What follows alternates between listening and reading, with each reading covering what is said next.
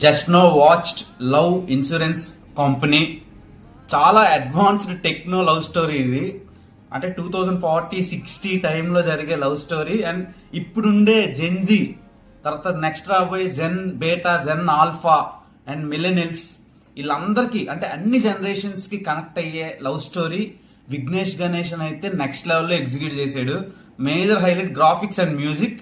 అసలు నేను ఎక్స్పెక్ట్ చేయలే. అంటే ఒక Korean film, Korean love stories and German love stories, ఇలా Japan based anime love stories ఉంటాయి కదా, ఇవి చూస్తే నాకు ఎలాంటి ఫీల్ వచ్చిందో ఇప్పుడు లవ్ ఇన్సూరెన్స్ కంపెనీ ఎల్ఐకే చూస్తే నాకు అలాంటి ఫీల్ కలిగింది. డెఫినెట్ గా ఇది ఒక కొత్త ఎక్స్పీరియన్స్ అన్నమాట. అంటే ఏ ఒక్క సీన్ కూడా కాపీ ఉండదు ఈ సినిమాలో, అది ద బ్యూటీ.